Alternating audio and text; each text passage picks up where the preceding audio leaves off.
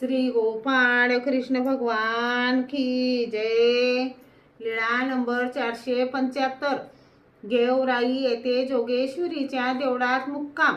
तेथून सर्वज्ञ गेवराईला आले। जोगेश्वरीच्या देवळात मुक्काम झाला। पडवीत उजवीकडे सर्वज्ञांचे श्रीचरण धुतले। आतील चौकात सकाळचा पूजा वसर झाला। सर्वज्ञ सदरा टोपी घालून बसले होते।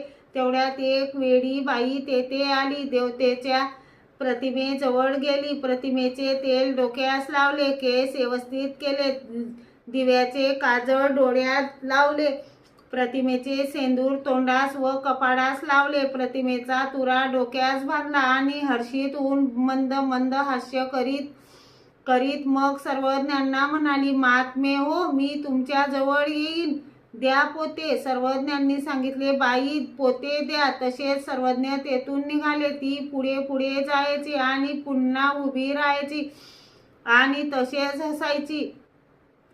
हसायची, पुन्हा पुढे पुढे जायची आणि परत उभी राहायची। अशी अर्ध्या रस्त्या पावेतो आली।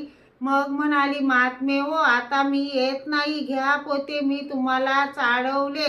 सर्वज्ञांनी सांगितले, कोणी कोणाला चाळवले? तुम्हीच वेडी होऊन आली आणि आता तुम्हीच वेडी होऊन जात आहे।